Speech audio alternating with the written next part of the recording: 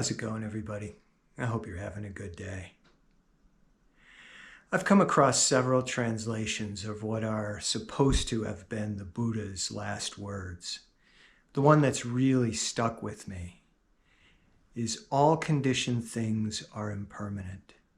Look to your own salvation with diligence. Impermanence is something I've been working with quite a bit these last few years, since I've gotten older. As my healing has required me to walk away from people, from places, from habits, let things fall out of my life for the sake of my own recovery. I turned 63 this weekend, and I got to spend my birthday back in Northeast PA visiting with some people who were in from out of state. They were making the rounds of the cemeteries and visiting relatives up there. And one of those people is someone who's been a brother to me for nearly 47 years. And the other person, his mother, was actually a student nurse on duty in the nursery the night that I was born. So she is literally one of the first people to hold me and to help bring me into this world. And towards the end of the evening, we were all sitting at the hotel bar, and we were starting to feel a little good. And she said to me, "How old are you now?" And I said, "I'm 63. And she said, "Oh, that makes me feel so old. You know, I diapered you." And I said to her, "Well, stick around a few more years. You might have that chance all over again."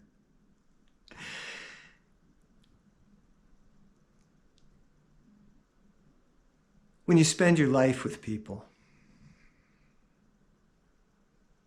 and you watch them getting older,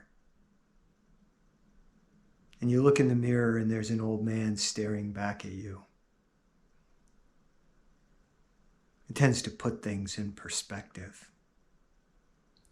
There's a certain clarity that's come with aging. And it's the clarity of knowing what's important and what's not, of realizing that the energy that we have is limited sometimes. And it's up to us where we put it. But as the wrinkles start coming on and the hair starts falling off, it gets easier to put that energy into the things that matter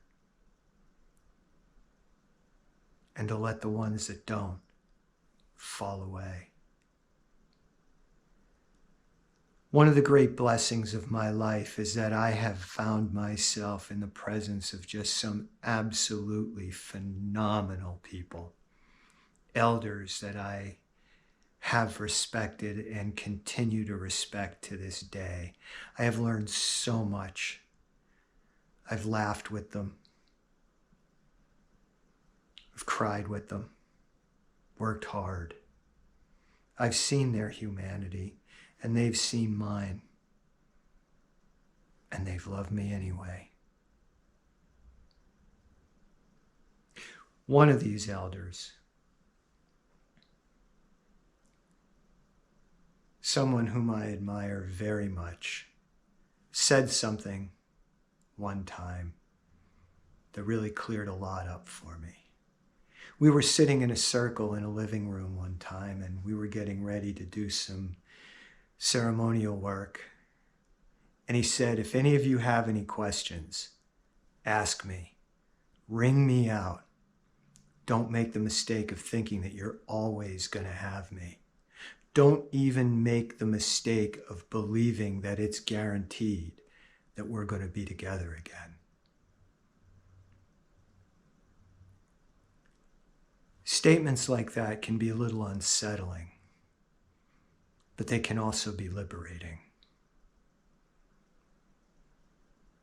They can free you from a lot of bullshit if you're brave enough to take them to heart.